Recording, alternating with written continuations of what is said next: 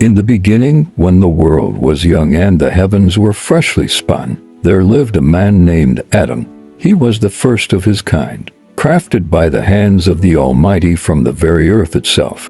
Adam roamed the pristine lands of Eden, a paradise untouched by sorrow or pain. Yet, despite the abundance surrounding him, Adam felt a longing deep within his soul. He yearned for companionship, someone to share in the wonders of creation. Seeing his desire, the Creator fashioned Eve, the first woman, from Adam's rib. Together, they walked hand in hand through the lush gardens of Eden, their love a testament to the beauty of divine creation. Adam and Eve lived in perfect harmony with nature, tending to the flora and fauna of the land. They communed with the animals, naming each creature as it passed before them. The rivers flowed with crystal clear water, and the trees bore fruit of every kind, offering sustenance and delight. But paradise was not to last. Temptation slithered into the garden in the form of a cunning serpent, whispering lies and deceit into Eve's ear. Doubt crept into her heart, and she plucked the forbidden fruit from the tree of knowledge, sharing it with Adam. Their act of disobedience shattered the harmony of Eden, casting them out into the harsh wilderness beyond.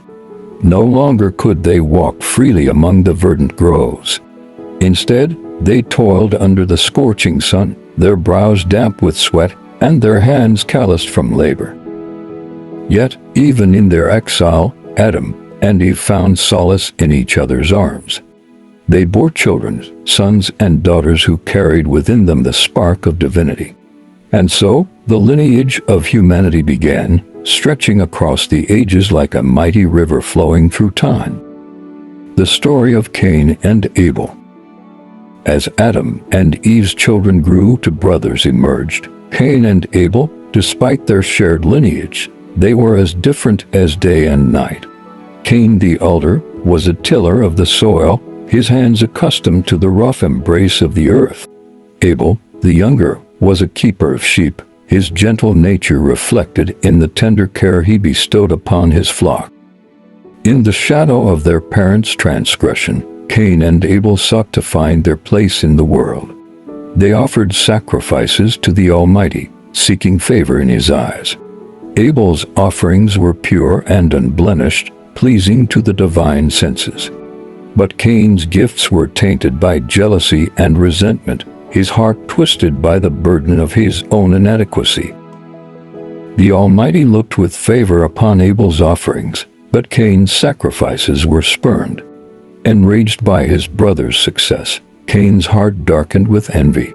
He harbored thoughts of revenge, his mind consumed by the flames of hatred. One fateful day, as the sun dipped low on the horizon, Cain lured Abel into the fields under the guise of brotherly camaraderie. But his intentions were far from benign. In a fit of rage, Cain struck down his brother, spilling his blood upon the earth. The cries of Abel's soul echoed through the heavens, a lamentation for a life cut short by fratricide.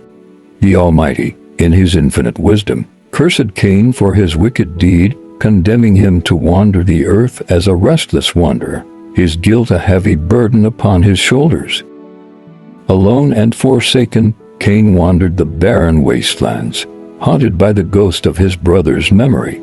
He sought solace in the company of his fellow man, but wherever he went, the mark of his sin branded him as an outcast, a pariah shunned by society.